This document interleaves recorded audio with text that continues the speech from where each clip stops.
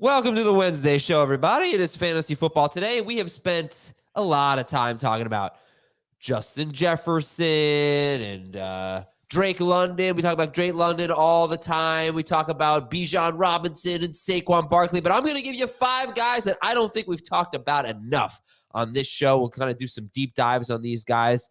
And they are DK Metcalf, Alvin Kamara, Rhamondre Stevenson, Terry McLaurin, and Jordan Addison. Adam Azer here with Heath Cummings, Jamie Eisenberg, and Dave Richard. I'm going to let you guys pick the player that we start with, but who wants to pick it? Who wants to It's your turn to nominate a player. Who are the players? All right, we got Metcalf, Kamara, Stevenson, McLaurin, Addison. I vote we go in order of reverse consensus ranking. So whoever is ranked the lowest in our consensus right now goes first. That would be Jordan Addison or Rhamondre Stevenson, I would think. Let's go McLaurin first.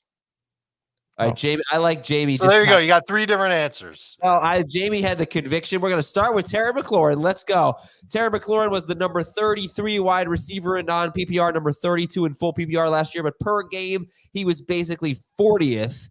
And he was wide receiver 27 in the draft that we did last week, a round 5 pick. Terry McLaurin, I'm going to give you one stat for each guy to start. And I'm going to get what I want from you is what is his upside, what is his downside, and where do you have him ranked? And then we will start. Here's your stat for Terry McLaurin. 4 straight seasons with 4 to 5 touchdown catches after catching 7 touchdowns in his rookie season. So he has been not a good touchdown guy. In those 5 seasons, the Commanders have thrown 18, 16, 21, 24, and 24 touchdown passes. All right, why don't we start with Jamie since you nominated him. I want his upside. I want everybody upside, and then everybody downside, and then everybody. Where do you have him ranked? Jamie, Dave, Heath, go. His upside is that he could be a top 15 wide receiver. He's certainly talented enough to do that. This will hopefully be the best quarterback that he's ever played with and maybe the best system that he's ever played in. I hope both those things kind of come to fruition. He gets 8 touchdowns, 1,200 yards, and 90 catches. Dave. I think if Jaden Daniels is the quarterback and especially the thrower that we think he is, I think there's top 12 upside for Terry McLaurin. I like the projection that Jamie gave. I think he could be a little bit better yardage wise, but we saw Jaden Daniels crush it on downfield throws. And we haven't seen McLaurin really paired with a quarterback that can hit those throws on the regular. You mentioned what he's done like in the past 4 years. He's averaged at least 7 targets per game each of the last 4 seasons. He just hasn't ever been big on fantasy production. He's never even had a year where he's averaged 15 PPR points. His downside is to be around 11.5, 12 PPR points per game. That's still good enough to be a high-end number 3 wide receiver. I'm taking him in round 5. He's ranked as a top 30 wideout. I think his upside is a mid wide receiver too, like somewhere around wide receiver 18 to 20, maybe 80 catches for 1,100 yards and 6 or 7 touchdowns. I'm pretty excited about Jaden Daniels as a fantasy football asset. Very skeptical that he's going to, in his rookie year as a passer, result in a big spike for Terry McLaurin in production. Dave kind of touched on his downside as a number 3 receiver. Is that something you, Heath and Jamie, agree with? McLaurin's probably not going to be any worse than number 3. He was last year. He was 40. I would not say that at all. I'd say number 4 for sure. Jamie, the downside for McLaurin? Number 3 receiver. I mean, we've seen the floor for him. Last year he was 40th. Yeah, that was bad. Technically, that was when Washington was throwing more than any other team in the league. Yeah, they were 16th in gross passing yards per game. All right, where do you guys? It was where do you guys have Terry McLaurin ranked? 27, 35. And you know what? All 3 of us do not have him as a top 24 wide receiver, which means we're drafting him closer to the floor than the ceiling. Perfect guy that you'll see on draft day in round 5, maybe round 6, and say, all right, this is a good value. I'll take him. So if I look at I have him 30. You have him 30, Jamie? I guess so, based on the graphic. All right, the graphic has Jamie at 30, Dave at 29 for McLaurin, Heath at 35 for McLaurin. I did say he went 27th in the half PPR draft that we did. These are PPR rankings that you're looking at if you're watching at youtube.com/fantasyfootball today. Let's take a look at the 3 wide receivers who went just after him. DK Metcalf, who we're also going to talk about, George Pickens, and Malik Neighbors. Actually, I had the order wrong. It was Metcalf, Neighbors, and Pickens right after Terry McLaurin. Dave, do you think that's an appropriate range for McLaurin? Give me the names one more time. Yeah, Metcalf, Neighbors, Pickens. The only one that I've got ranked ahead of McLaurin. No, there's 2. Metcalf and Pickens I've got ranked ahead of McLaurin. Neighbors behind. Yeah, I guess the question here is do we know what McLaurin is at this point? Because what is he, 28? He's not young. He's been in the league 5 years. 28. Same as Metcalf, right? But do we think there's a ceiling that he could reach? I know you guys have already sort of talked about it, but as I look at him and say, can Jaden Daniels take him to another level? Because I still think he's kind of a boring pick in round 5, unless you think there's just going to be this connection. Maybe it's the deep ball connection. He's never really had a good deep ball thrower with him. You know, like Pickens to me just has so much more upside than McLaurin, but maybe Daniels can unlock something in McLaurin that we haven't seen yet. It's possible. And I think like it's probably touchdowns if it is. You look at his yards per catch, and we've seen a couple of years, 2019 and 2022, where he was over 15 yards per catch. The thing is, like, we've got 3 straight years, age 26, 27, 28, and I know it was impacted by his quarterback, but where he was the clear number 1 guy, 17 game seasons, no injuries. And those 3 years of his peak, not 80 catches in any of them, 77, 77, 79, didn't get to 1,200 yards, didn't have more than 5 touchdowns. It's hard for me to believe in the age 29 season with a rookie quarterback who's probably going to run the ball 8 times a game that he's going to have a career season now. I mean, you're hoping for what happened with DJ Moore, right? Like that's the type of career resurrection you want. And I don't think if DJ Moore goes to Chicago for Justin Fields' rookie year that happens. It's very fair to say that, but you're also talking about a running quarterback that's had an inconsistent start to his career. Granted, experience certainly matters, but Jaden Daniels comes into the NFL more experienced than Justin Fields did. So hopefully that will be part of it as well. And I think the system is probably a better fit for what Terry McLaurin will do. I was looking at what Cliff Kingsbury's number 1 receivers have done, and it's so all over the map because of injuries and suspensions. But you go back to the first full year of DeAndre Hopkins there, and he was a monster. Now, granted, no one should expect Terry McLaurin to be peak DeAndre Hopkins because that's just not fair. But can he have a 8 touchdown season? Well, Hopkins did that in an abbreviated year. His second season there in Arizona. Can he have, an impact a la Christian Kirk, a la Marquise Brown, guys going into that system? Yes, he can, and maybe be better than those guys. So it's not just really McLaurin fitting in with Jaden Daniels. It's Jahan Dotson going into year 3. It's Luke McCaffrey. There was a report yesterday that McCaffrey was playing on the outside. And what does that mean for either one of McLaurin or Dotson? Do they get more time in the slot and playing more inside if McCaffrey's going to be in 3 receiver sets and outside receiver? So there's some moving parts here. How much will they use both tight ends? Zach Ertz and Ben Sinnott. And getting those guys involved. And obviously they have one of the best pass catching running backs. No matter what you think of him at his age, Austin Eckler was still going to be a factor in the passing game. So Jaden Daniels has a lot to work with, but this should still be his go-to guy. So I think if you just view him as a number 3 receiver, you're fine. If you view him as, somebody that's going to be top 15 or top 12, as we said, the upside could be, then you're reaching and you shouldn't be doing that. So should he go ahead of Pickens? No way. Metcalf's in a similar range, but I would still prefer Metcalf. I think, when you see, you get to, you say round 5, it's a boring pick. In a 3 receiver league, it's hard to say that there's a safer pick than him, but just make sure that there are better receivers not on the board still. Don't reach for him just based on his name. Okay. I think you're going to see kind of a similarity, I think, between Metcalf and McLaurin. They came in the same year. They both reached the 900-yard mark as rookies. Metcalf right on the nose at 900. And they both had really exciting sophomore seasons. That was the best year for McLaurin. He had 74.5 yards per game. I don't know if it was his highest fantasy finish. I think it probably was, but they never took the next step in the next 3 seasons. But the big difference is that like DK's bad touchdown season would be the second best touchdown season for Terry McLaurin. Like DK is going to score 8 to 10 touchdowns. Well, that'll get me to my favorite stat about DK Metcalf, and we'll come to that in a moment here. Let me tell you about a podcast that we should be having for you tonight, NFL schedule release. Is that like official? Is it going to happen tonight? 8 p.m. All right, good.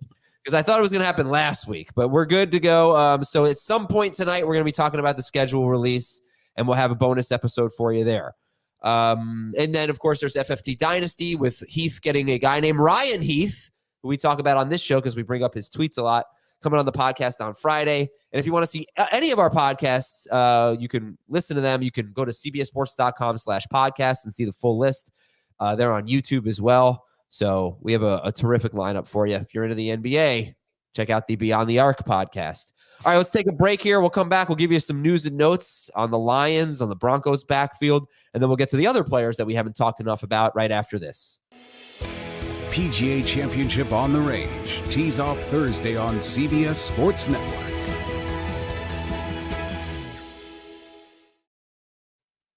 Jared Goff is a wealthier man. 4 years, $212 million. That's a contract extension. He signed $170 million guaranteed. In terms of average annual salary, Jared Goff is the second highest paid player in the NFL behind Joe Burrow. Bigger Lions news for fantasy purposes, Jahmyr Gibbs. So Brad Holmes, their general manager, said he expects a bigger workload for Jahmyr Gibbs. And Dave, I remind people for Jahmyr Gibbs, who's probably going to be a consensus first-round pick, the last 9 games of the season, when David Montgomery returned from injury, Gibbs was he was a top 6 running back overall in half and full PPR, but he was 10th per game. And he had, he was on pace for only 245 touches per 17 games. So when you see Brad Holmes say he expects a bigger workload from Jahmyr Gibbs, what do you think about that? I get excited. I know there's crossover between your stat and my stat, which is in the 10 games that he played at least 50% of the snaps in. Gibbs scored 9 touchdowns. He averaged 18.1 PPR fantasy points per game, 14.5 non-PPR fantasy points per game. So if he's going to see more playing time, that means more snaps. It means more opportunities. It means that Gibbs is probably on track to have a shot to be a top 5 fantasy running back, which is where we're drafting him right now.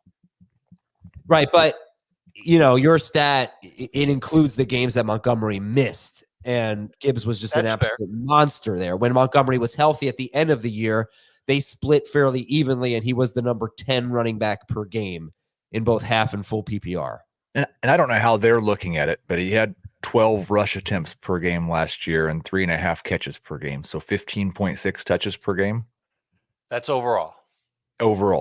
Okay. I would assume he didn't say he's going to see more work than he did when David Montgomery was healthy last year. Maybe that's what he meant, but I'm assuming more than 15.5 touches per game, which is going to make him an easy top 5 running back. It's interesting with their receiving core because how much more work do they, put on his plate in that regard? Losing Josh Reynolds and no real significant replacement. And so does he get more opportunities in the passing game? Yeah, man, that would be awesome. I was assuming it would just be I think maybe we've been drafting David Montgomery a little too high.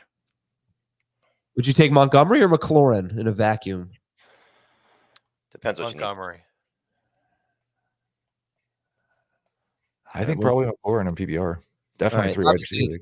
Obviously, they're pretty close the way you guys answer. If you're saying it's round 5, I'm taking McLaurin. Okay. Sean Payton kind of, sort of said there would be a competition at running back. I personally didn't make too much of what he said. I didn't think he said anything at all. Yeah. All right. I won't. Okay. But yeah, I did see people saying that for sure. Like it was a long answer that said very, very little. Yeah, he said, some reporter said, you brought in some rookie running backs. You expect a full out competition, basically. And he didn't really. I think he was just, I make absolutely nothing of it. I don't think anyone should. So Buffalo signed MVS, Marquez Valdez-Scantling, to a 1-year deal. Jamie, does this have any impact on the other guys that we might be excited about in Buffalo? No. I mean, it's, it's a good signing because he's got experience, and that's something I think that Josh Allen needs, and he'll make a play down the field once every 3 or 4 games that'll help them. But it's replacing Gabe Davis with Gabe Davis essentially. So there's nothing that should impact Keon Coleman. It's nothing that should impact one of, if not both, Shakir and Curtis Samuel. It's just, I think, more for depth. There's a reason why he was on the market as long as he was. Right. I think that the interesting question, you said he's just kind of a direct replacement for Gabe Davis, and I think that makes sense. Gabe Davis played like 99% of the snaps last year. If that's the case, then you can't play Keon Coleman and one of those slot guys and both tight ends. Yeah, I didn't mean he's going to play as many snaps. I just, right. I mean, I think he's a really good blocker, so he might be on the field quite a bit. Yeah, well, I was always the thing about MVS is he always played more snaps than we expected. I think that may have disappeared a little, or that may have changed a little bit in 2023. But he was always on the field and never did anything. But I hope it's not an obstacle to Coleman, in week 1 maybe. You never know how early the rookie wide receivers are going to get into the mix. We'll see. All right, players we don't talk about enough. I had 5 of them. Now we have 4 because we talked about Terry McLaurin. Let's talk about DK Metcalf. My favorite Metcalf stat, he has been top 4 in end zone targets in all 5 seasons of his career. And he went 1 pick after Terry McLaurin. He was wide receiver 28, around 5 pick in our 3 receiver half PPR league. Last year, Metcalf per game was 15th in non-PPR, 20th in full PPR, and 20th in half PPR, and 23rd in full PPR. And if I were going to summarize his career, it would be encouraging rookie season, incredible second season, where I would have to think that if we go back to 2020, his second year in the league, we're probably talking about DK Metcalf as a first-round pick in Dynasty. I mean, he's a guy who was a top 10 per game wide receiver in his second season. It was just, he looked like a stud. His first 4 games of 2021, he again looked like a stud. And Russell Wilson was incredible. And then Russell Wilson got hurt. And then DK Metcalf got hurt, and he played through a foot injury. He had off-season surgery. He has not been the same since the first 4 games of the 2021 season. He's been basically a low-end number 2 wide receiver. All right, so let's do upside, downside, and where do you have him ranked? Heath, I'm going to start with you, and I guess why don't you give us let's do the upside thing first. Go ahead, Heath, Dave, Jamie, upside for Metcalf. To your point, he was, I just went and looked, September 2021, my number 5 wide receiver in Dynasty.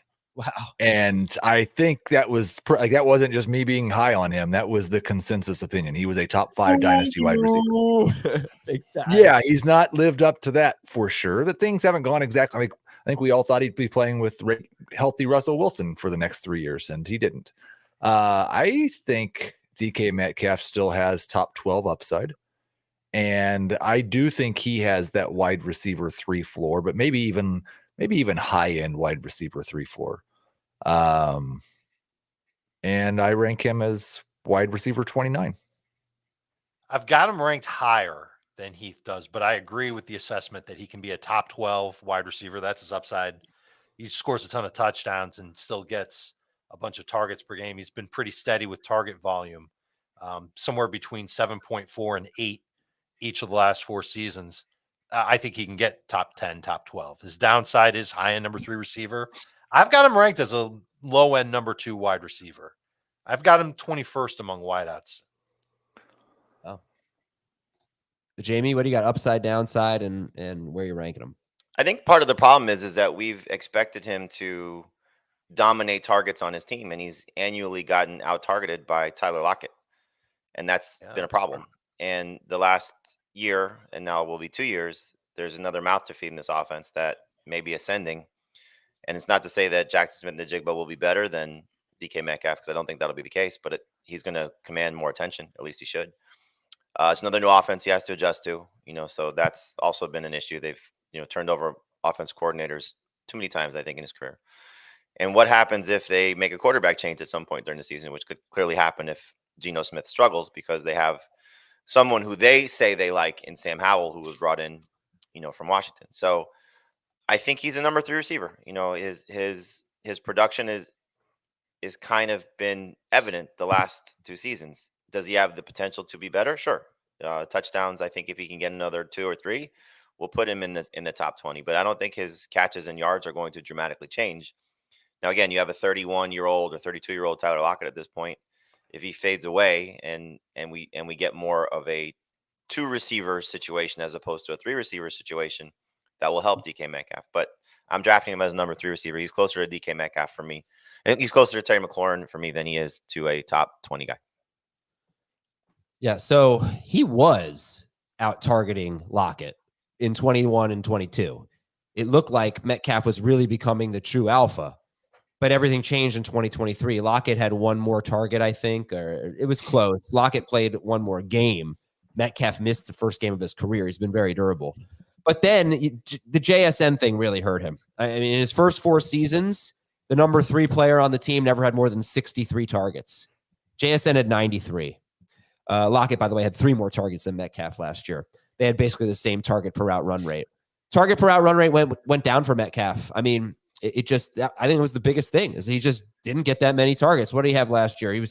He had 119 targets in 16 games. He was on pace for 126 targets.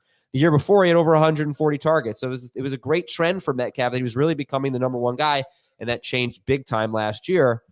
I think we could all agree if he gets 126 targets in 17 games, he's not going to be a top 12 receiver, right? I mean, that's very unlikely. No. How many of those targets are in the end zone, and how many of those did he catch? I was going to say, I think in 2020, he got 129 targets in 16 games and was a top 12 wide receiver. Right. But he had 12 touchdowns that year. His target per game pace was almost exactly the same in 2023 as it was in 2021. Yeah, so I guess the 2 concerns I would have for Metcalf are the JSN and Lockett. You know, Lockett is going to be 32. That maybe he's just done. He's coming off a terrible year for him. He had 894 yards in 17 games. He's going to be 32. But there's that, and there's also Geno Smith. Like the first 4 years of his career, Metcalf had pretty good quarterback play. 30 or more touchdowns every year. Last year, they threw 23 touchdowns, Heath. So obviously that number needs to be higher. So that's working against him too. Right. And I guess that's where I see the difference between Metcalf and McLaurin for me is that it's not fair to Terry McLaurin because he's not played with as good a quarterbacks as DK Metcalf, but I've seen DK Metcalf produce like he's had a 10-yard per target season. He's had a couple of 10 touchdown seasons. I could see him having 125, 130 targets and just being hyper efficient. And I think I still think that's more likely with Geno Smith than is with Jaden Daniels' rookie season.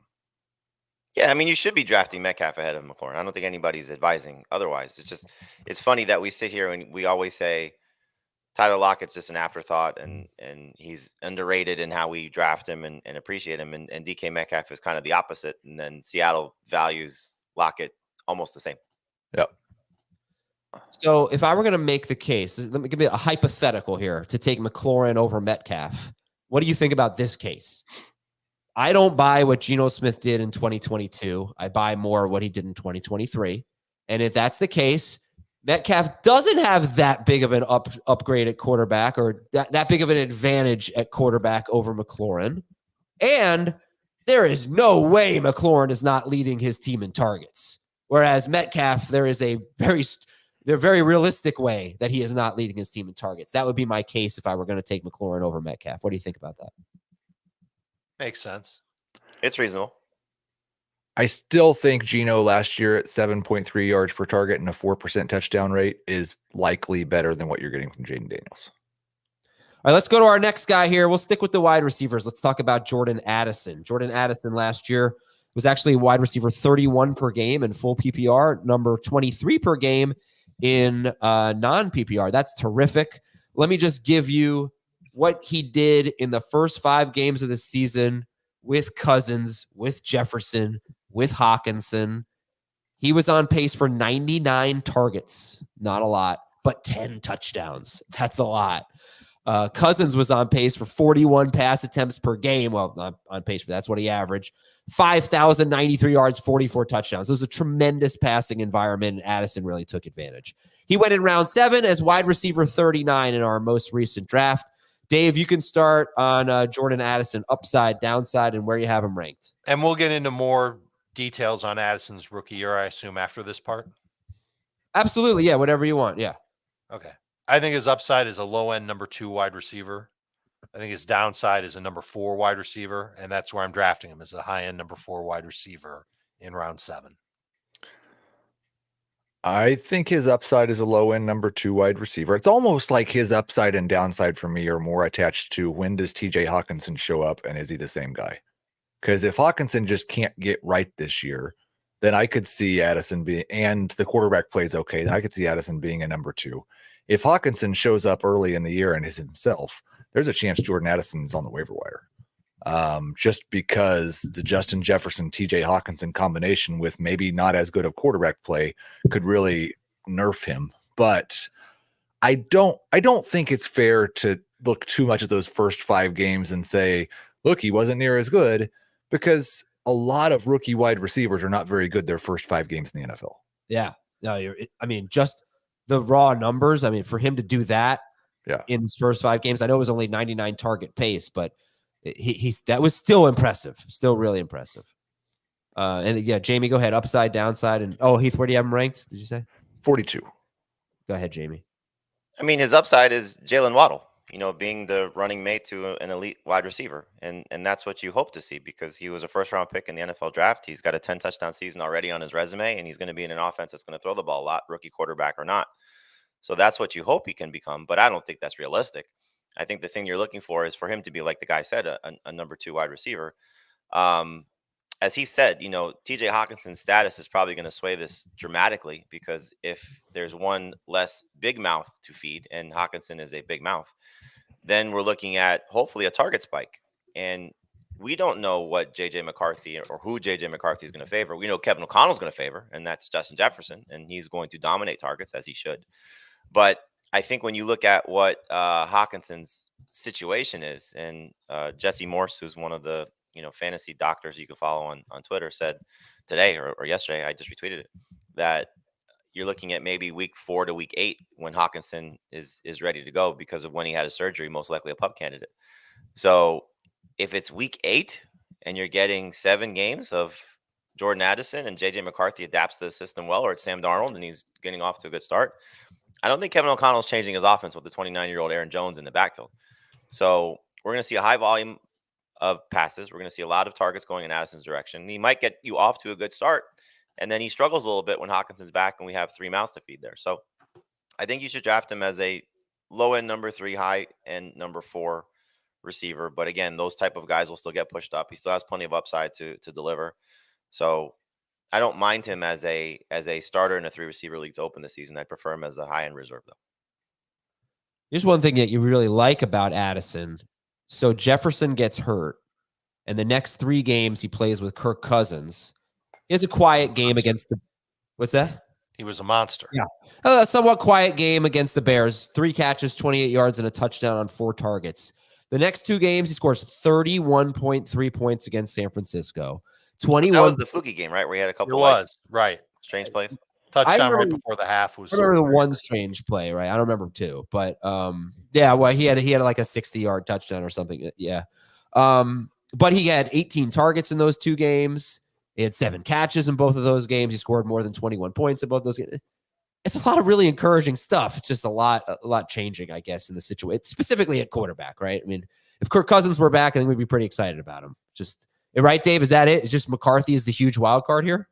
He's the biggest wild card. I think the second wild card is Hawkinson. I think we've talked about that enough. And then the third wild card is, all right, if Addison's going to take a step forward this year, what does that mean in terms of target share? Because in those first 5 games, he had 5.8 targets per game. That was with Cousins. That was with Jefferson. And then in the last 8 games, there's no Cousins, and he averaged 6 targets per game. Some of those games were with Hawkinson. The last 2 of the year were not with Hawkinson. He had 5 targets in one. He had 8 targets in the other. 15.7 PPR points at Detroit in week 18. I'm a little bit nervous about Addison reaching upside greater than a low-end number 2 wide receiver. And I think most fantasy managers will agree with me when they say that this is a really talented wide receiver in a situation that we just don't love. And if you're a fantasy manager that loves to draft talent, you're going to reach for Addison. If you don't consider the situation, you'll love him. But if you think about the situation, it'll sour you a little bit on Addison, and it'll make you want to go in a different direction at wide receiver.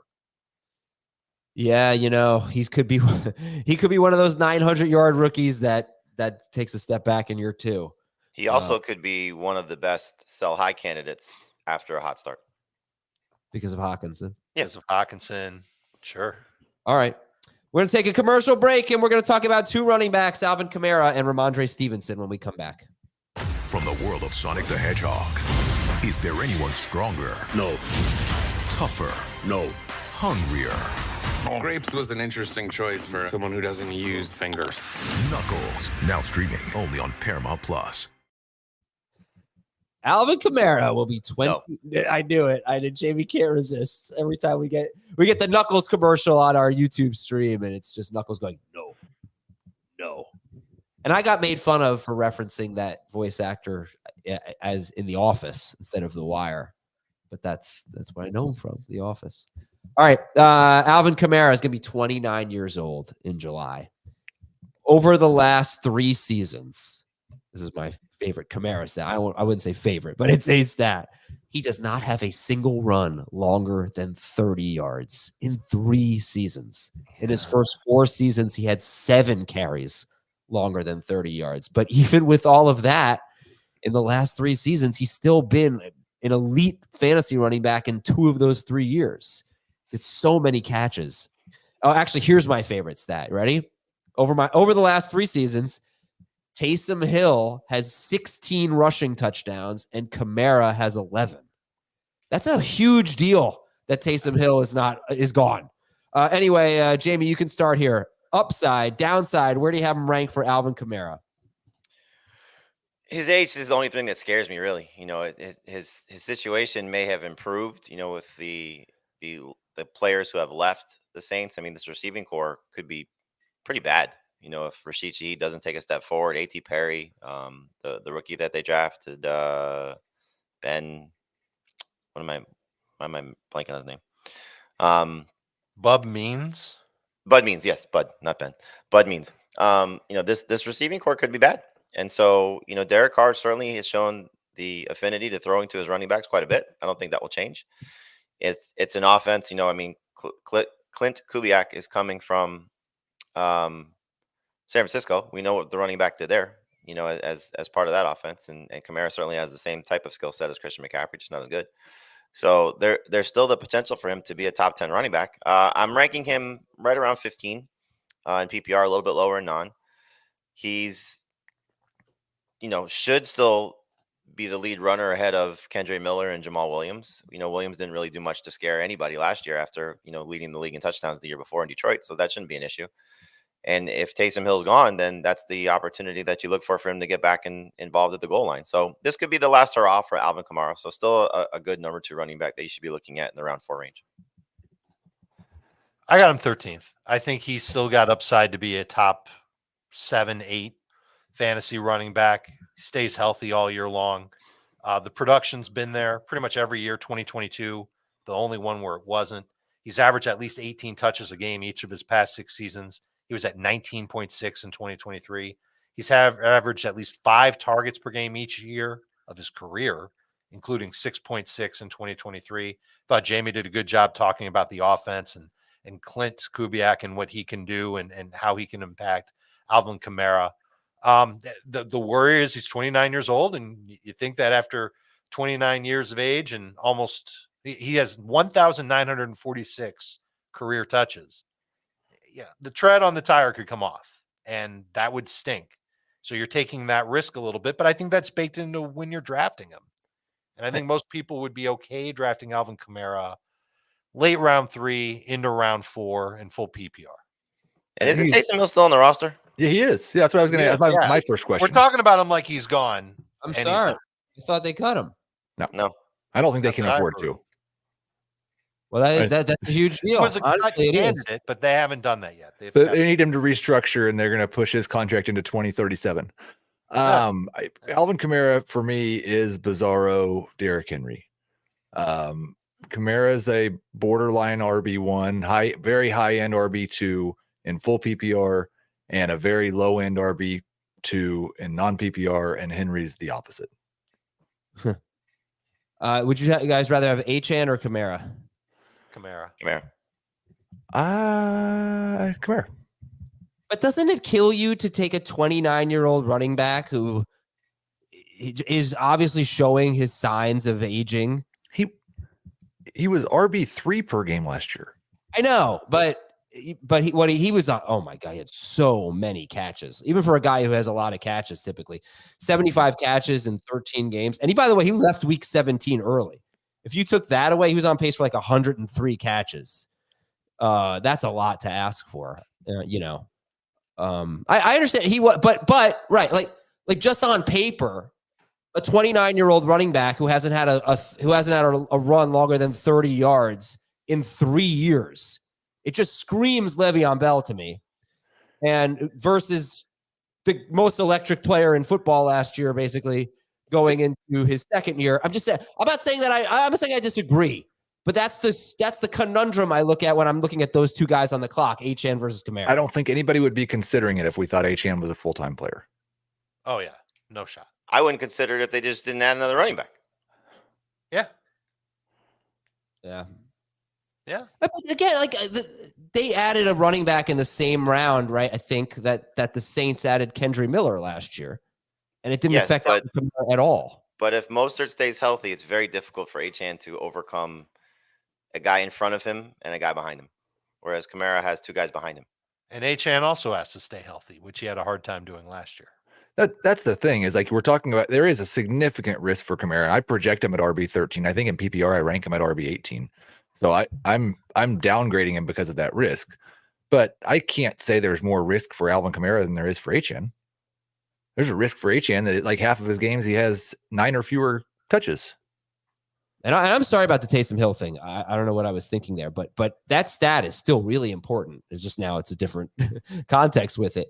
Taysom Hill steals touchdowns from Kamara. Well, it is also a different coordinator. So you're going from the guy who stayed on the team in Pete Carmichael, who was a Sean Payton guy, to now Dennis Allen bringing in somebody different from the outside. So the Taysom Hill experiment may be done. There's no guarantee it is, but it may be done. Right.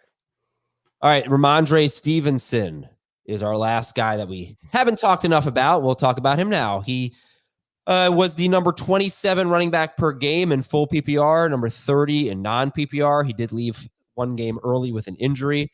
He was playing pretty well before that. He had like 4 terrible games, but was typically scoring a good amount of PPR fantasy points. But when Rhamondre Stevenson didn't do well, it was usually because he didn't catch a lot of passes.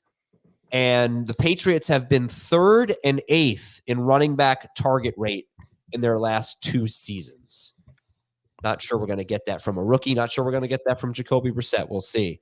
All right. Anyway, let's talk about Rhamondre Stevenson. I'm going to let Dave start with upside, downside, and where you have him ranked. I'll admit that he's got the upside to be a top 15 running back. Everything's going to have to go right for him, though, including getting the majority of the targets out of the backfield in this offense. Remember, they added Antonio Gibson. His one strength, the one good thing that Gibson can do, is catch the ball out of the backfield. I think the downside for Rhamondre Stevenson is the waiver wire. People get tired of him not being productive, splitting too much, and they cut him because he's not getting you double-digit fantasy points per week. I'm going to be out on Rhamondre Stevenson. I think a lot of people are going to target him somewhere between like 20th and 25th, 26th among running backs. He's going to be behind there for me. I've got him behind Nick Chubb.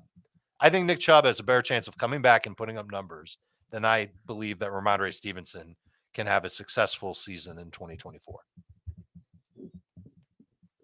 Jamie, go ahead. I don't think it's a bad scenario to compare those two guys in terms of what they should be able to accomplish. I'll take the healthier of the two in Stevenson, but a similar range. I mean, Dave said it best. What does Antonio Gibson do to impact what Stevenson, I think, does best for fantasy managers, which is catching the football. And, it's a shame because he did get off to a slow start last year, but he was really starting to get going before he got hurt. And clearly that team was terrible. And you saw that they still continued to throw the ball to their running back with Ezekiel Elliott, what he accomplished down the stretch. it's still a very bad receiving core, and there's a lot of youth, and hopefully, whether it's Polk or Baker or, Kendrick Bourne comes back healthy. Another guy that we never even mentioned is still on the roster, and Juju. We'll see what these guys have to offer, but I still think young quarterback will probably still lean on both of his running backs out of the backfield. So I think that'll still save Stevenson, and hopefully just his team by nature, comparatively to how bad it was last year, is just better this year. And there's a couple more touchdown opportunities. So I think Stevenson's a fine flex. If you do go hero RB or zero RB, he can still get you off to a decent start as your second running back, or even your first, if that's the route you go. But yeah, I think just expectations need to be reset. Last year, he was probably getting overdrafted. This year, I think he'll be drafted hopefully appropriately. I think if you're taking him as the 20th running back, you're making a mistake. 23 to 28 in that range, I think that's where he belongs. Yeah, this is one where I hadn't even thought about Rhamondre Stevenson this year, I don't think. So I moved him down a little bit when we started having this discussion, but he's around, I'm probably on the high end of that 23 to 28. I think he'll be a low end number 2 running back for me. And then we'll see. The Patriots are a complete mystery box. I mean, they're going to be terrible, but in terms of how they're going, what their offense is going to look like, how many running back targets there are going to be, what percentage of those are going to Stevenson or Antonio Gibson, absolutely no idea. It's all complete speculation. Would you care to know what percentage of Jacoby Brissett's career throws have gone to running backs? Or does that not matter? Yeah, well, I can tell you that in most recently, in weeks 1 through 12 of the 2022 season, when he was the quarterback for Cleveland, they were 24th in running back target rate. And also, I think Heath would probably agree with this. Rookie quarterbacks don't throw to running backs all that much typically. I think Bo Nix, yes, Bo Nix will break that trend. But other than that, yeah, I think as a rule. That was something that we thought Bryce Young could do more of. And maybe Bryce Young does more of. Sorry for the non sequitur on that one, but it was just something that we saw Young do in college. I don't know how much throwing to the running back Drake May did. I'll double check. And I think he had one guy that he threw to a decent amount, but it wasn't a lot. Brissett was at 18% over his career. Which is tight ends fine. have really done well with Brissett. I view Drake May as someone who's more of a downfield thrower. And so when things break down, he's not going to check to the running back. I think both these quarterbacks are not great for Rhamondre. But it's also what they have to work with, which is not much. And so Gibson and Stevenson may be their 2 best options. Well, I'm not ready to say that it's a terrible receiving core. It's certainly an unproven receiving core. When you think about the rookies, one of those 2 between Jalen Polk and Javon Baker have to step up. I'm not even sure if Juju makes the team. Like, that's how bad he was last year. I'm ready to say it's a terrible receiving core. It's a terrible receiving core. All right. It's unproven for sure. well, my question about Stevenson, who, by the way, was RB26, a round 7 pick in the draft we did last week, half PPR. How many catches do you think Stevenson needs to have for him to be a must-start guy, a guy that you basically just putting in your lineup, set it and forget it? 3 a game. 50, 3 a game, which would be 51. I'm more than that. He needs like 4 a game. That's a lot. Okay. And I think, again, how many touchdowns is he scoring? If we're talking about their offense being at best, I'm being polite by calling them unproven. You guys are saying that they're the worst. And I mean, let's face it, they're not great. He had 8 and 12 healthy games and probably a worse offense last year. He had 8. I think he had 4 rushing, 4 receiving, right? Yeah. If that's what he had. No, it's the rushing touchdown number that. No, he didn't have any. He didn't have any receiving. So he had 4 touchdowns last year in 12 games. Let me just double check. And the offense is not that. The graphic much we better just showed than- had 4. The offensive line is definitely not much better. That's this year. weird. No, he did not have I any. think you're right. I don't know why. Thomas, okay. I bet. He has 1 receiving touchdown in his career, which is kind of weird for 100. But if he had 4, you probably figure if he finished the season, he's maybe getting 6. Maybe. No. So I don't know, 50 catches, 6 touchdowns, and he's going to get probably, I would think, close to 1,000 total yards. Yeah, I would hope for more touchdowns than that, and for 17 games. If he only scores 6 touchdowns, then he's going to be pretty frustrating. But Well, look, again, that's what you're drafting, and I'll go back to how I framed it. If you have the draft in front of you, Adam, I'm pretty sure Jacob Gibbs drafted him, and yeah, he did. That was his second running back behind Jonathan Brooks, and he went heavy receiver. Well, I'll tell you the running backs that went around Rhamondre Stevenson. You had Nick Chubb, Tony Pollard, Rhamondre Stevenson, and then Austin Eckler, James Conner. That's the range. Yeah. But give Jacobs build. Like, this is the type of running back you're looking for. Why take Stevenson over James Conner? Age? I would take Conner. For sure. Okay. But give Jacobs build. This is I think what you're looking for. Okay. Well, I need a second for that. Jacob went with AJ Brown, Marvin Harrison, Brandon Ayuk, Jalen Hurts, Malik Neighbors, Jonathan Brooks, Rhamondre Stevenson. See, that's the type of player that fits this mold. Why does he fit that mold? Why is he a guy to go for if you have a 0 RB strategy as because he's still going to be the lead running back on a team and he's still going to catch passes. And so half PPR, full PPR, this is the type of guy you want. Now, you could debate the other guys around him. That's fair. But, in terms of what you're doing in going this type of build, he still has the potential to be a 60 catch guy and maybe score 8 touchdowns and maybe get 1,200 total yards. All right. But philosophy question here. Is there if you go 0 RB, is there a certain profile of a running back that you are looking for? Yes. One with a pulse. Well, I mean, do you take a guy like Rhamondre Stevenson ahead of a guy like Tony Pollard? They went back to back. If you went 0 RB because you feel like he's got a more secure role. I want a mixture of floor and ceiling. Mm-hmm. So a guy like Stevenson would be part of it, and then I want more upside. And look, if they hadn't have brought in Gibson and if they had improved the offensive line and maybe you had like the decency to add one capable receiver to this offense, I think we'd be singing a different tune with Stevenson because he's capable. We know that he's good at his job and certainly good at catching the ball out of the backfield. We know he can bruise for touchdowns in short yardage. It's not a great situation. To be fair, his 2022 campaign was very good in a crappy situation. Yeah.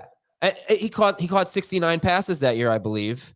And look, Zeke had 2 rushing touchdowns while Rhamondre was healthy. So it's not like he was stealing a ton. But I think he was stealing some work there near the goal line. Gibson's probably not going to do that. Gibson's probably going to work on third down. Stevenson is not necessarily needed third down catches. He's gotten so many first and second down catches, more so in 2022 than 2023. I think about 24% of his catches last year came on third down. About 17% of his catches in 2022 came on third down. So that was the thing. He was on a team. Like I said, they were 3rd and 8th in running back target rate over the last 2 seasons. I think that could be much lower this year. And that's a huge concern for Rhamondre Stevenson. But that said, I still think 50 catches is realistic. I don't think 69 catches is realistic. I don't know how you guys feel about that, but 50 could get, but that's what's working. If he's healthy, he'll get 50 catches. I feel what's very working confident against him is that he was in a great situation to catch passes the last couple of years, and it may not be as good this year. All right.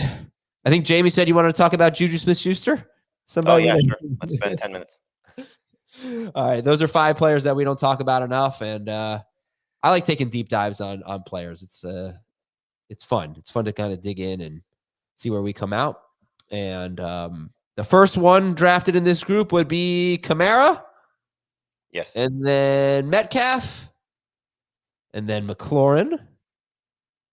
And then Stevenson or Addison? Stevenson. Yes. Does Stevenson go ahead of McLaurin for you guys or no? No. No, but again, that probably comes down to build. Okay. Had a terrible softball night on Monday. Just thought you guys should know. What happened? Played a doubleheader. Drew a walk. But that was my only time on base. It just wasn't a good night. Did you swing and miss? No, I did not swing and miss. Did you take a strike? I don't know if I took a strike, but if I did, it was because I was ahead in the count. Yes, I think I was ahead 3-0 in the count, and I had runners on the corners with 2 outs. Took a strike, and then I think in the next pitch, I grounded out to end the inning, which was a big momentum killer. I was upset about it. But I'm coaching third base for one of the second inning, first inning, whatever. And the third baseman looks at me, does like a double take, and he goes, "Hey, what do you got for team name Tuesday?" It was awesome. Three of the guys on the other team actually listened to our show. That was really cool. Nice. Shout out to those guys. Drawing a walk in softball is not worth noting. That is true, Matt. But I got on base. What was their team name? What was their team name? I think I could look that up. I think we played the Stallions first. I don't remember. I'm sorry. Did you win any of the games? No, we did not. But we lost by like less than 15, which is good. We're getting better. So if you're the worst player on the worst team in the league, does that make you the worst player in the league? Yeah, I think so.